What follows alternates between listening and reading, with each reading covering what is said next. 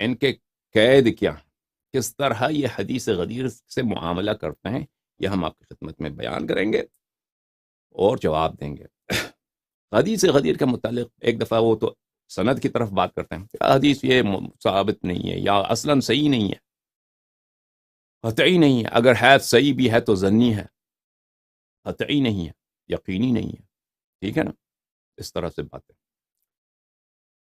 یا اس کی دلالت پہ بات کریں گے، کہتے ہیں مان بھی لیں کہ دلالت ہے تو حدیث صحیح ہے، تو ایک فضیلت بتایا رسول پاک صلی اللہ علیہ وآلہ وسلم نے کہ امیر المؤمنین علیہ السلام آپ کا دوست ہے، آپ کا مولا ہے، یعنی آپ کا ناصر ہے، اسلام کا ناصر ہے، اسلام کا دوست ہے۔ یہ تو بہت سارے مسلمانوں کو، عام مسلمان کو بھی یہ فضیلت حاصل ہے کہ وہ اسلام کا ناصر ہے۔ کون مسلمان ہے جو اسلام کی نصرت نہیں کرنا چاہتا ہے نا، اور مسلمانوں کا دوست نہیں ہے؟ کوئی اگر مسلمان ہے جو مسلمانوں کا دشمن ہے تو وہ تو بڑا ہی بدبخت آدمی ہے، بلکہ وہ کافر ہی ہوگا جو مسلمانوں کا اسلام اور مسلمانوں کی دشمنی کرتا ہو۔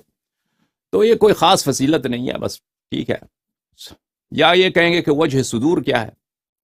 کہیں گے کہ وجہ صدور یہ نہیں ہے کہ خلافت کے لیے ان کو نصب کرنا تھا، نہیں نہیں نہیں، وہ صحابہ میں کچھ بد دلی، بدمزگی، صحابہ میں کچھ شکوے پیدا ہوئے تھے سید المسلمین سلام اللہ علیہ کی نسبت سے، تو اس لیے اس بدمزگی کو دور کرنے کے لیے اور صحابہ کے دل میں جو شک پیدا ہوا تھا کہ امیر المؤمنین علیہ الصلوۃ والسلام کوئی اچھے انسان نہیں ہے، تو اس شک کو دور کرنے کے لیے کہ بھائی یہ اچھے آدمی ہیں، یہ میرے چچا زاد بھائی، میرے داماد جو ہیں، یہ اسلام کے مخلص ہیں، یہ اسلام کے ناصر ہیں، مولا یعنی ناصر، مولا یعنی دوست ہیں، یہ آپ کے دوست ہے، یہ آپ کے دشمن نہیں ہے۔ صحابہ کو شک ہو گیا تھا کہ ایک دشمن ہے، ٹھیک ہے۔ تو اس لیے رسول پاک صلی اللہ علیہ وآلہ وسلم نے صحابہ کی جو کنفیوژن ہے کہ ان کو بدگمانی ہو گئی، تو اس کو دور کرنے کے لیے انہوں نے یہ بات کی۔ یا تو وہ یہ کہیں گے کہ عزیزو کہ آیات جو ہیں، جو شیعہ کہتے ہیں آیہ تبلیغ، یا ایھا الرسول بلغ ما انزل الیک من ربک، یہ غدیر خم میں کہاں نازل ہوئی؟ یہ تو اور مقام عرفہ سے پہلے نازل ہوئی، ٹھیک ہے نا۔ اور اس طرح لفظ مولا پہ وہ کریں گے، ایراد کریں گے، اشکال کریں گے کہ لفظ مولا جو ہے، لفظ مولا کا تو مطلب یہ اولا بالتصرف نہیں ہے۔ لفظ مولا کا کیا ہے؟ لفظ مولا کا مطلب ہے دوست، محب، اس طرح کے معنی میں آتا ہے، اور یہ خلافت سے اس کے حدیث کا کوئی تعلق ہی نہیں ہے۔ تو بہرحال ہم ان کے اشکالات کا ایک ایک اشکال کا ذکر کریں گے، اور ایک ایک اشکال کا اسی اشکال کے ضمن میں جواب دیں گے انشاءاللہ تبارک و تعالی، اور تفصیل اس میں بہت ہو سکتا ہے۔ ہم تفصیل کریں تو آپ شاید آپ لوگ تھک جائیں، تفصیل اس بحث میں مطالب بہت زیادہ ہیں، دقیق نقاط اس میں بہت زیادہ ہیں، غور طلب باتیں اس میں بہت ہیں، لیکن آپ لوگ یوٹیوب دیکھنے والے، فیس بک دیکھنے والے، انسٹاگرام دیکھنے والے، آپ کو 2 منٹ کلپ چاہیے جو بہت ہی مزاحیہ ہو، بہت آپ کو مزہ آ جائے 2 منٹ میں، پھر آپ تھک جاتے ہیں، چھوڑ کے چلے جاتے ہیں، ٹھیک ہے نا، کہتے ہیں آپ بہت تفصیل دیتے ہیں، ہمیں اتنا تفصیل نہیں پسند۔ تو جو لوگوں کو تفصیل نہیں پسند، دیکھیں ہم 2 منٹ میں تو یہ باتیں نہیں کر سکتے۔ اللہ تعالیٰ نے اپنے دین بھی نازل کیا تو 23 سال میں نازل کیا ہے، وہ 23 سال میں بھی اس کے بعد بھی 14 معصومین تھے، اور بہت سارے احکام ہیں جن کا امام زمانہ عجل اللہ تعالیٰ فرجہ الشریف نے ان کا تعارف کرانا ہے۔ تو میرے پاس کوئی جادو نہیں ہے کہ میں 1-2 منٹ میں بیان کروں، یا 5 یا 10 منٹ میں، یا آدھا گھنٹے میں بیان کروں، اس میں باتوں میں تفصیل ہے۔ اگر آپ تک جاتے ہیں تو دوسرے چینلز بہت ہیں، اس میں جا کے اپنی تفریح کے لیے وہاں پہ جائیے، اچھی بات ہے عزیزوں۔ تو سب سے شروع کرتے ہیں سند پر، کہ سند پر جماعت عمریہ دیکھیں عزیزوں کہ ان کا تعصب ان پہ بہت حاوی ہے، ان کے علماء پر تعصب ان کا بہت ہی ان کے علماء پہ حاوی ہے۔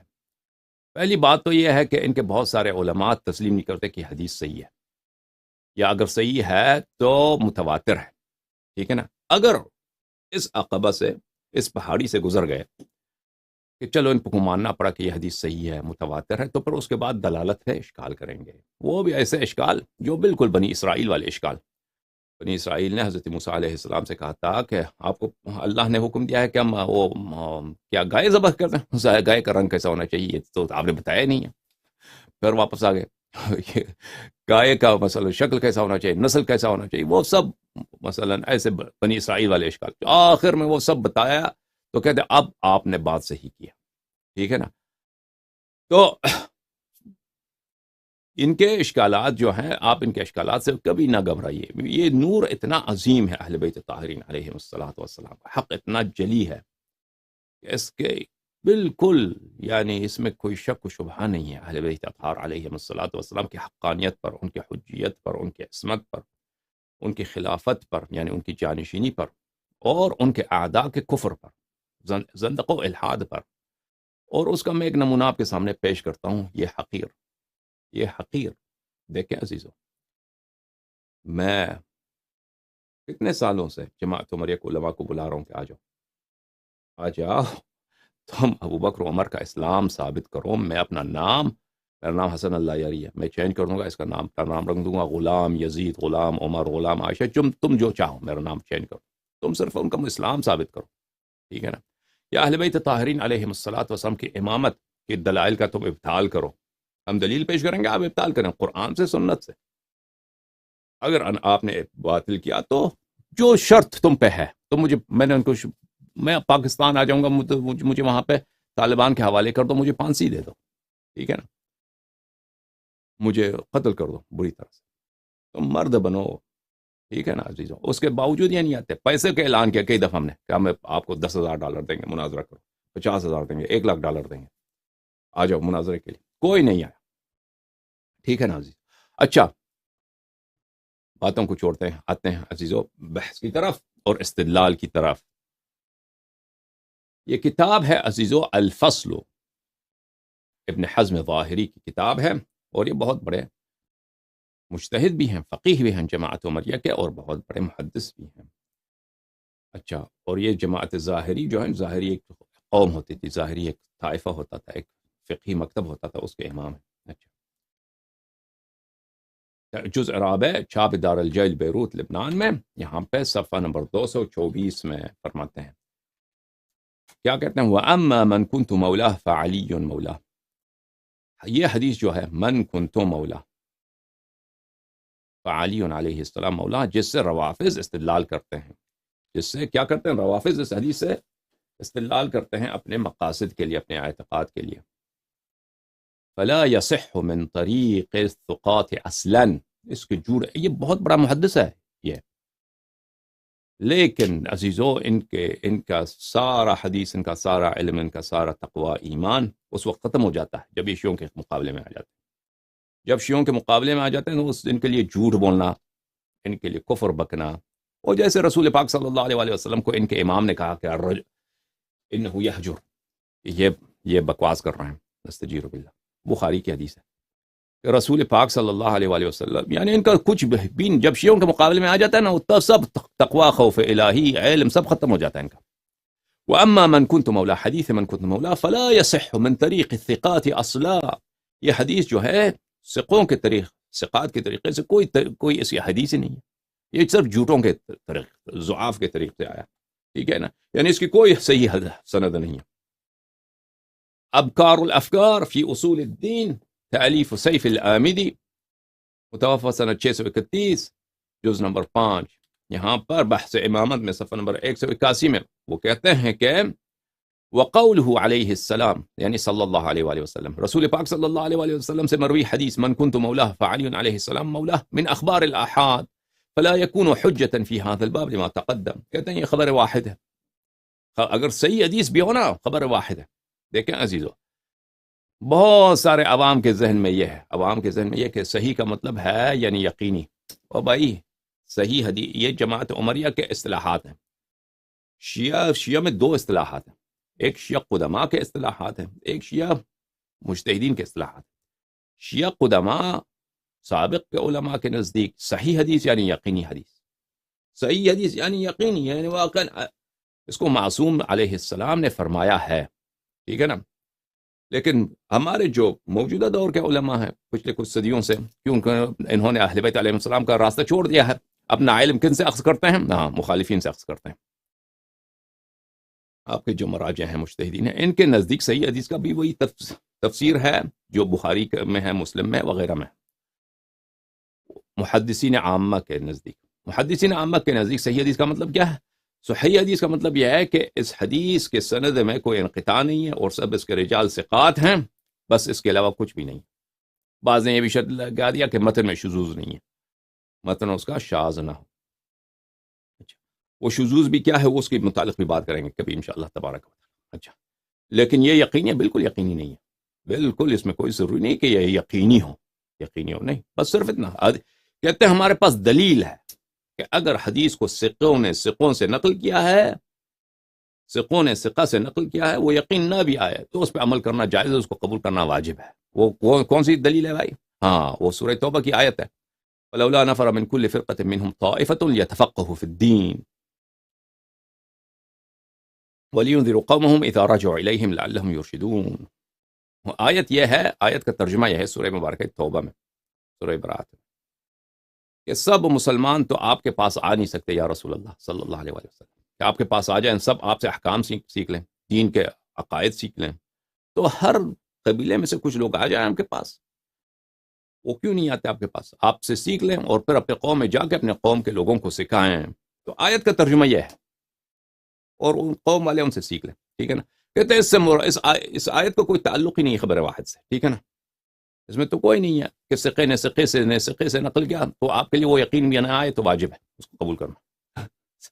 سمجھ میں آ رہی نا بات آپ کو؟ خبر واحد کی حجیت جو ہے، دیکھیں عزیز و جماعت عمری کے پاس اصل بات یہ ہے کہ حدیث ہی نہیں ہے ان کے پاس احادیث بہت کم ہے۔ وہ اپنے آپ کا نام انہوں نے اہل سنت رکھا ہے، لیکن ان کے پاس احادیث بہت کم ہے۔ بہرحال یہ کہتے ہیں یہ اس آیت سے مراد یہ ہے کہ خبر واحد پہ قبول کرنا ہے، یعنی واحد نے واحد سے ایک آدمی نے دوسرے آدمی سے، تیسرے آدمی سے، چوتھے سے، سلسلہ ہے 5-6 آدمی سے، 7 آدمی یا 10 آدمی کا، دوسروں سے نقل کیا ہے تو یہ حجت بن جاتا ہے، اس کو قبول کرنا واجب ہے۔ تو قبول کرنا واجب ہے، کہاں ہے یہ؟ کہتے ہیں سورہ توبہ میں۔ سورہ توبہ کی آیت میں نے آپ کو پڑھ کے سنا دیا، اب وقت نہیں ہے اس کے پیچھے چلے جائیں۔ تو شیعہ مجتہدین بھی اسی لائن پہ لگے، اور شیعہ مجتہدین کو کیونکہ ان کو خود نہیں پتا کہ ہمارے احادیث یقینی ہیں، ہمارے احادیث صحیح ہیں بالمعنی الخاص، یعنی کیا؟ یعنی یقینی الصدور ہیں، قطعی الصدور ہیں، ان کو حدیث کا کیا پتہ، ٹھیک ہے نا؟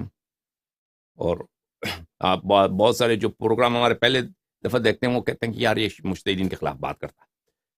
بھئی آپ کو پتہ نہیں کہ اجتہاد کا مطلب، اجتہاد کا جو مکتب ہے اس نے تشیع کو کتنا ضرر پہنچایا، وہ کتنا یہ منحرف طریقہ کار ہے اہل بیت طاہرین علیہم الصلاۃ والسلام کے مقاصد سے، ان کے مسالک سے، ان کے طریقہ کار سے۔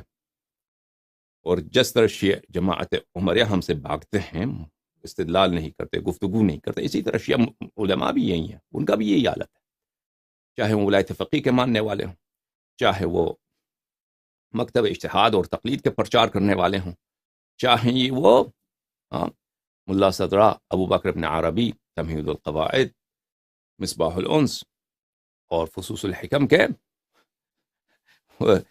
صفحات سے اپنا دین لینے والے لوگ ہوں، عقائد لینے والے لوگ ہوں، وہ کبھی ہمارے سامنے نہیں آتے، کیونکہ ان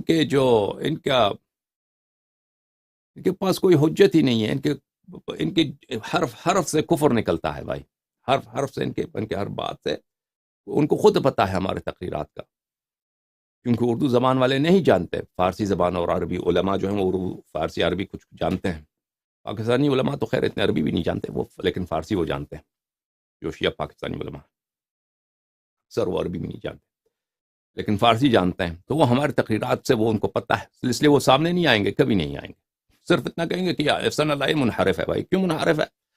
ہاں یہ منحرف اس لیے ہے کہ یہ مجتہدین کو برا بلا کہتا ہے، تو بھائی ہم دلیل کے ساتھ ان کو نفی کرتے ہیں نا، کوئی گالی دینا ہمارا کام تو نہیں ہے کہ ہم ادھر بیٹھ کے گالیاں دیں۔ یہ حسن اللہ یار منحرف ہے، کیوں منحرف ہے؟ وہ MI6 کا آدمی، بھائی آج تک اللہ جانتا ہے اتنی زندگی گزر گئی، میں ایک دفعہ بھی ایک MI6 کے کہ کسی بندے سے کہ وہ کہے کہ میں MI6 کا ملازم ہوں، یا وہ MI6 کا ملازم رہ چکا ہوں، یا MI6 کا میں نے دفتر دیکھا ہے کہ کہاں واقع، مجھے کبھی ملاقات ہی نہیں ہوئی۔ ان حرامیوں نے، ان شیعہ و بیوقوف علماء نے مشہور کر دیا کہ MI6 کا آدمی، ٹھیک ہے، یا شیعہ۔ اچھا چھوڑی بات، تو خبر واحد پہ بات ہے، خبر واحد، حدیث واحد یعنی ایک آدمی نے دوسرے سے نقل کیا، یہ تو صحیح بھی ہو نا، یقینی نہیں ہے، صحیح بھی ہو تو یقینی نہیں ہے، اس لیے یہ حجت نہیں ہے۔ سیف احمدی کیا کہتے ہیں کہ حدیث من کنت مولاه من اخبار الاحاد، یہ خبر واحد میں سے خبر واحد ہے، یعنی واحد نے واحد سے نقل کیا، یقینی نہیں ہے، صحیح بھی ہو، فلا يكون حجتا فی هذا الباب لما تقدم، یہ عقائد کی بات ہے، کہتے ہیں عقائد میں تو یقین کی ضرورت ہے، عقائد میں یقین کی ضرورت ہے، اس لیے ہم یہاں پہ اس کو قبول نہیں کر سکتے۔ اچھا، اگر آیہ نفر، سورہ برات کی جو آیت ہم نے تلاوت کی آپ کے سامنے، اگر وہ خبر واحد کی حجیت پہ دلالت کرتی ہے تو چاہے عقیدے کی بات ہو یا احکام کی بات ہو، دونوں میں حجت ہے۔ بہرحال یہ ان کے بھاگنے کا طریقہ کار ہے جماعت عمریہ کا۔ یہ کتاب الاربعین فی اصول الدین فخر الرازی، یہاں پہ صفحہ نمبر 298 میں امامت کے مسائل پر، وَأَمَّا الشُّبْهَةُ الثَّانِيَةَ عَشَرَةَ، شیعوں کا شبہ ہے ثانی عشر، 12واں حجت، کہ انہوں نے تمسک کیا ہے قول رسول صلی اللہ علیہ وآلہ وسلم من کنت مولاه فعلی مولاه، فجوابها من وجوه من کنت مولاه فعلی علیہ السلام مولاه، اس کے جواب کے کئی ہمارے پاس جواب فرماتے ہیں فخر رازی۔ پہلی بات تو یہ ہے کہ انه خبر واحد، یہ متواتر یقینی نہیں ہے، کسی آدمی نے روایت کی ہے بھائی، کسی ایک شخص نے دوسرے سے روایت کی ہے، ہمیں کیا پتا کہ واقعا رسول پاک صلی اللہ علیہ وآلہ وسلم نے فرمایا یا نہیں فرمایا، یقین تو ہمیں نہیں آتا، ٹھیک ہے نا۔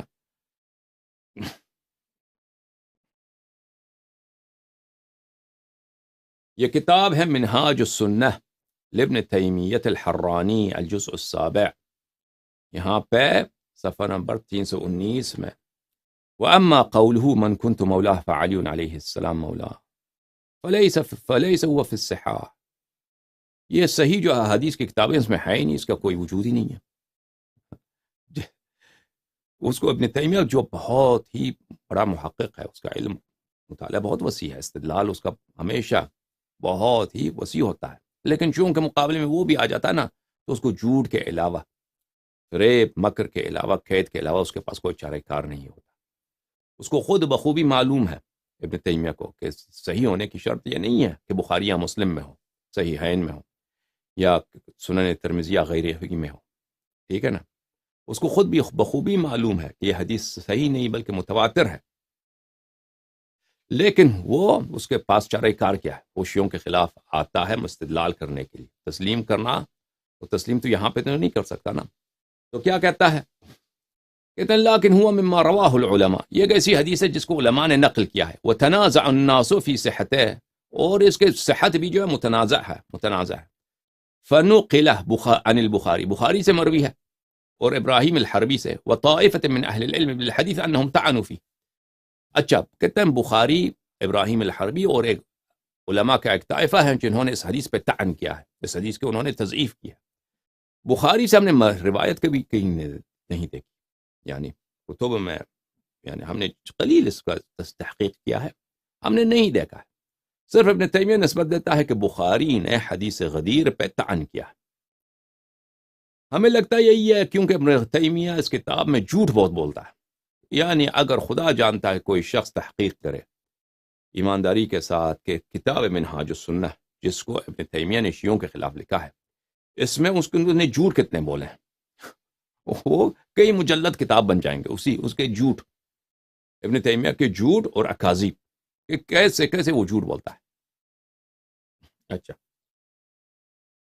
اور ہم البانی کا کلام دکھائیں گے، کہتا ہے والعجب من شیخ الاسلام ابن تیمیہ کیف تجرأ بانکار هذا الحدیث، البانی کے کلام ہم کو دکھائیں گے، کہتے ہیں کہ مجھے تعجب ابن تیمیہ سے کہ کیسے وہ جرأت کرتا ہے کہ حدیث غدیر کو وہ کہتا ہے کہ حدیث متنازع فیہ ہے، اس کا حدیث کا انکار کرتا ہے۔ اچھا، بہرحال بخاری کا ہمیں نہیں معلوم کہ بخاری نے کہیں اس حدیث پہ جرح کی ہو سکتا ہے بخاری نے اس حدیث کے کسی طریق پر کہیں اپنی کتاب میں اس نے کیا کہ یہ طریق جو ہے، یہ طریق خاص، یہ طریق صحیح نہیں، یہ ہو سکتا ہے، لیکن ابن تیمیہ نے اس بات کو بڑھا چڑھا کر توضیح دیا کہ بخاری نے اس حدیث پر طعن کیا۔ اچھا، ابراہیم الحربی کون؟ ابراہیم الحربی احمد بن حنبل کے شاگردوں میں سے ایک شاگرد ہے، ایک گمنام سا شاگرد ہے، کوئی خاص آدمی نہیں ہے. اب اس نے وہ کہا بھی ہے نہیں کہا، اللہ جانتا ہے کہ واقعاً اس نے تعن کیا ہے یا نہیں کیا، کہ اس حدیث پہ تعن کیا ہو. اچھا، تو وہ کہتا ہے کہ انہوں نے اس حدیث کو تضعیف کی ہے. احمد بن حنبل نے تحسین کی ہے، کما حسن ہو الترمذی، ترمذی نے بھی اس حدیث کو تحسین کی ہے. وصنف ابو العباس ابن عقدہ مصنفا في جميع طرقه، في جمع طرق، جميع طرق نہیں، ابو العباس ابن عقدہ الکوفی جو بہت بڑے محدث گزرے ہیں، حافظ ابو الحسن دارقطنی کے استاد ہیں. اچھا، انہوں نے اس کتاب الموالات لکھا ہے، کتاب الولایہ لکھا ہے، جس میں انہوں نے 100 سے زائد اصحاب سے روایت کی ہے اس حدیث کو. تو وہ کتاب بھی اس کو پتہ ہے، اس کتاب کا پتہ ہے اس کو. جب اس کتاب کا پتہ ہے تجھے ابن تیمیہ، تو یہ بھی پتہ ہونا چاہیے کہ بہت سارے علماء نے شہادت دی ہے کہ پہلی بات تو یہ 100 سے، اس کتاب میں 100 سے زیادہ صحابہ سے حافظ ابن عقدہ نے حدیث غدیر کی روایت کی ہے. یہ تو خبر واحد سے بڑھ جاتا ہے، یہ تو تواتر کے حد سے کئی گنا بڑھ جاتا ہے، یقینی اس کا ثابت ہو جاتا ہے. پھر اس کے علاوہ آپ کے اپنے علماء، کئی بزرگ علماء نے شہادت دی ہے کہ حافظ ابن عقدہ کے بہت سارے طرق بذات خود بنفسہا، ہر ایک طریق بنفسہا جید، حسان اور صحیح ہے. ٹھیک ہے نا؟ اس کے علاوہ کہ مجموعی طور پہ وہ تواتر کے حد سے گزر جاتی ہیں، ہر طریق بذات خود حسن اور جید اور صحیح ہے. تو جب آپ کو اس کتاب کا پتہ ہے تو تم کیسے کہتے ہو کہ ایک ایسی حدیث ہے جو اس کا شمار صحاح میں نہیں آتا اور یہ متنازع فیہ ہے؟ متواتر حدیث کو تو کوئی متنازع فیہ نہیں کہتا نا. جن لوگوں نے اس حدیث پہ اگر طعن بھی کیا، وہ تعصب کی وجہ سے، تیری طرح ابن تیمیہ، کیونکہ یہ حدیث شیعوں کی حجت ہے اور اس لیے انہوں نے طعن کیا ہے، وإلا کوئی وجہ نہیں ہے کہ 100 سے زیادہ صحابیوں نے روایت کی ہے اس کو طعن کیا گیا. ٹھیک ہے،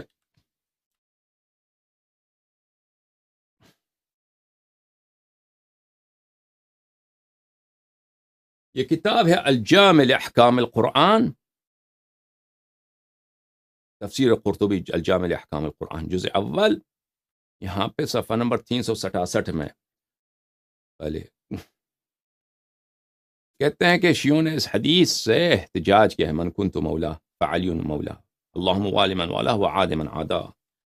اس حدیث کے رد میں وہ کہتے ہیں والجواب عن الحدیث، حدیث کا جواب یہ ہے انہ لیس بمتواتر، یہ حدیث متواتر ہے ہی نہیں، اس کے صحت میں بھی اختلاف ہے. اور ابو داؤد سجستانی اور ابو حاتم رازی نے اس حدیث پہ طعن کیا، انہوں نے جرح کیا. اچھا ٹھیک ہے نا، اس کا جرح کیا ہے وہ نقل نہیں کرتے. جرح دکھاؤ نا ہمیں کہ انہوں نے کیا کہا ہے، الفاظ کیا تھا کہ ہم اس کا جواب دیں. صرف جرح کیا ہے، جرح کیا ہے تو تعصب کی وجہ سے جرح کیا ہے. جب ایک حدیث 100 سے زیادہ صحابہ سے روایت، ہر حدیث اور ان میں سے بہت سارے بذات خود صحیح اور حسن ہے، تو جرح کیا ہے، تو یہی ان کے کفر کی دلیل ہے. ان کی، کیونکہ حدیث متواتر میں آپ کو دکھاؤں گا کبھی انشاءاللہ، ان کا اجماع ہے حدیث متواتر کا اختلاف، مخالفت کرنا، حدیث متواتر کا مخالفت کرنا کفر ہے. ٹھیک ہے نا، حدیث متواتر کی مخالفت کرنا انہوں نے خود علماء کی تصریح ہے کہ کفر ہے. تو ان کے کفر کی دلیل ہے کہ تعصب میں ان میں اتنا زیادہ ہے کہ تم ایک متواتر حدیث کی تم یہ کہہ سکتے ہو کہ ہمیں نہیں معلوم. جہل کا اعتراف کرنا یہ کوئی بری بات نہیں ہے، انسان سے توقع نہیں ہے کہ انسان کو اور کچھ پتہ ہو. آپ کہہ سکتے ہیں کہ ہمیں اس حدیث کے صحت کا نہیں معلوم، اما یہ کہنا کہ ہمیں پتہ ہے کہ یہ حدیث موضوع ہے، یہ حدیث کذب ہے، یہ حدیث ضعیف ہے، ٹھیک ہے نا، یہ حالانکہ وہ حدیث متواتر ہے. تو اس کا مطلب ہی یہی ہے کہ آپ اتنے بڑے عالم ہو کر آپ کو طرق کا بھی پتہ بھی ہے اور اس کے باوجود آپ کہتے ہیں کہ یہ حدیث ضعیف ہے یا موضوع ہے، تو یہ ہے ہی آپ کے کفر کی دلیل ہے. اس کے علاوہ شرح المقاصد، شرح مواقف اور دوسرے ان کے علم کلام کے کتب میں یہ بات آپ کو بکرات نظر آئے گا، جماعت عمریہ کے کتب میں، کہ حدیث غدیر جو ہے یہ صحیح نہیں ہے، یہ متنازع فیہ ہے، یہ یقینی نہیں ہے، خبر واحد ہے. یہ کتاب ہے السنہ ومکانتها فی التشریع الاسلامی، تالیف الدکتور مصطفیٰ السباعی، چھاپ المکتب الاسلامی. یہاں پر صفحہ نمبر 119 میں کہا کہ کون کون سے حدیث جو ہے مکذوب ہوتے ہیں. موضوع ہوتے ہیں. موضوع کا کیا مطلب ہے؟ یعنی مفترات. مفترات کا کیا مطلب ہے؟ یعنی جھوٹی حدیث، یعنی وہ حدیث جس کی کوئی اساس ہی نہیں ہے. آپ ایک تہمت کے طور پہ، جھوٹ کے طور پہ رسول پاک صلی اللہ علیہ وآلہ وسلم سے نسبت دے دیں تو اس کو کیا کہیں گے؟ کہیں گے جھوٹی حدیث. ٹھیک ہے نا؟ تو کہتے ہیں کہ جھوٹی حدیث کے کئی اسباب ہوتے ہیں، اس کے کئی نشانیاں ہوتے ہیں. ایک نشانی اس کی یہ ہے کہ اس حدیث کے نقل کرنے کے دواعی اور اسباب بہت زیادہ ہوں. کہ مثلا رسول پاک صلی اللہ علیہ وآلہ وسلم نے ایک بہت جم غفیر، بہت بڑے مجمع میں کوئی بات کہیں اور کوئی اس کو روایت ہی نہ کرے، تو اس کا مطلب یہ ہے کہ وہ بات جھوٹی ہے. کہتے ہیں کہ اس میں ایک نشانی حدیث مکذوب کی یہ ہے کہ اس کے دواعی علی نقل ہی تتوفر، اس کے نقل کرنے کے اسباب زیادہ ہوں، کیونکہ وہ حدیث واقعہ کہاں پیش آیا ہے؟ مشہد عظیم میں، بہت سارے لوگوں کے مشہد میں، ان کے منظر میں پیش آیا ہے، اور اس کے باوجود اس کو کوئی ایک شخص کے علاوہ دوسرے نقل نہ کریں. وَبِهَذَا حَكَمَ أَهْلُ السُّنَّةِ عَلَى حَدِيثِ غَدِيرِ خُمْ بِالْوَضْعِ وَالْكِذِبِ. اسی لیے اہل سنت معاویہ نے، اہل سنت یزید نے حدیث غدیر پہ حکم دیا. کیا حکم دیا؟ کہ یہ حدیث جھوٹی حدیث ہے جی، یہ حدیث ہے ہی جھوٹی، یہ حدیث ہے ہی مکذوب، موضوع. کیوں؟ قال العلماء، علماء نے فرمایا ہے ان من امارات الوضع في هذا الحديث ان يصرح بوقوعه على مشهد من الصحابة جميعا ثم يقع بعد ذلك ان يتفقوا جميعا على كتمانه. کیونکہ سب صحابہ کے سامنے رسول پاک صلی اللہ علیہ وآلہ وسلم نے حدیث غدیر کا القاء کیا ہو، اور پھر سب صحابہ اس حدیث کو چھپانے پہ متفق القول ہو جائیں. یہ ہو ہی نہیں سکتا. فانفراد الرافضہ، رافضہ منفرد ہیں اس حدیث، صرف رافضہ نے اس حدیث کو نقل کیا ہے، دون جماہیر المسلمین، مسلمانوں کے سواد اعظم نے اس حدیث کو نقل نہیں کیا، صرف روافض نے نقل کیا. تو اس کی دلیل یہ کہ حدیث جھوٹی ہے، تو دوسروں نے کیوں نقل نہیں کیا نا؟ ٹھیک ہے.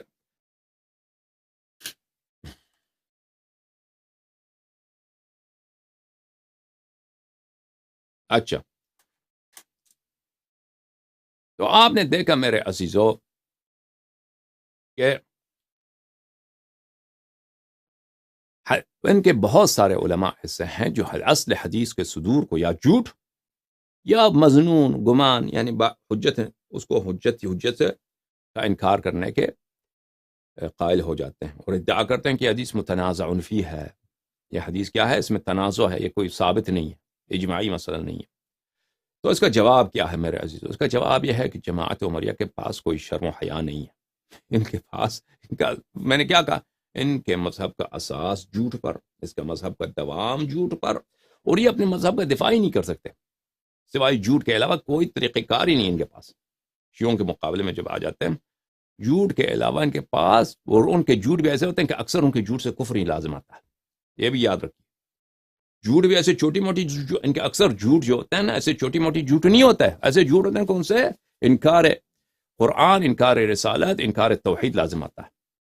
یہ ہماری بات یاد رکھیے، یہ بہت تجربے کے بعد حاصل ہوا ہے. سمجھ میں آ رہی بات آپ کو؟ اچھا میرے عزیزو، تو ہم اس حدیث کا ثابت کریں گے انشاءاللہ تبارک و تعالیٰ کی حدیث نہ صرف صحیح ہے، بلکہ یہ حدیث ایسے حدیث پورے عالم اسلام میں بہت کم ملے گا آپ کو کہ اتنے زیادہ طرق سے مروی ہوں حدیث غدیر جیسا، اتنے زیادہ طرق سے مروی ہوں حدیث غدیر جیسا. ایسا کوئی مثلا شاید حدیث امام مہدی علیہ السلام، اس میں جو تواتر ہے شبیہ ہے، اس میں تواتر امام حجت عجل اللہ تعالی فرجہ الشریف، ان کے ظہور کے جو آخر الزمان میں ظہور فرمائیں گے اور دنیا کو عدل و قسط سے بھر دیں گے اور کفر کا خاتمہ فرمائیں گے، ان کی وہ حدیث، اس کی تواتر بھی بہت زیادہ ہے. لیکن اس کے علاوہ اس طرح کا تواتر جیسا حدیث غدیر کا ہے بہت کم حدیث کو حاصل ہے. حالانکہ میرے عزیزو دیکھو کہ امیر المؤمنین علیہ السلام کے دشمن بہت رہے ہیں. میں کبھی آپ کو انشاءاللہ تبارک و تعالی اس موضوع پر کہ کیسے صدیوں تک امیر المؤمنین علیہ السلام کے فضائل کے نقل کرنے پہ پابندی تھی، لوگ قتل ہوتے تھے، علماء کو مجبور کیا جاتا تھا، بڑے بڑے علماء کو، چھوٹے علماء کو، شہروں میں، قصبوں میں، مساجد میں، کہ امیر المؤمنین علیہ الصلوۃ والسلام کو گالی دیں، ان کے مذمت میں احادیث نقل کریں، لعنت کریں. ٹھیک ہے نا؟ ایک نسل نہیں، دو نسل، وہ بھی نسل جو تدوین سے پہلے، تدوین حدیث سے پہلے. اس کے یعنی کبھی اس کے متعلق بات کریں گے انشاءاللہ. یہ تو بہت تاریخ صفحہ ہے. اسلام اتنا یار، جتنا یاد رکھو، جتنا اسلام کی تاریخ گناؤنی ہے، جتنا اسلام کی تاریخ ظلمانی ہے، جتنا اسلام و مسلمین کی تاریخ ظلم سے بری ہے، وہ کوئی ایسا کوئی تاریخ ہی نہیں دنیا میں. سمجھ میں آ رہی ہے نا آپ؟ جو مسلمانوں نے اپنے قرآن سے کیا، جو مسلمانوں نے اپنے نبی سے کیا، جو مسلمانوں نے اپنے نبی کے اوصیاء سے کیا ہے، وہ نہ کسی یہودیوں نے اپنے انبیاء و کتب و اوصیاء سے کیا ہے، نہ نصارہ نے کیا ہے، کسی اور ملت نے کیا ہی نہیں. سمجھ میں آ رہی بات آپ کو؟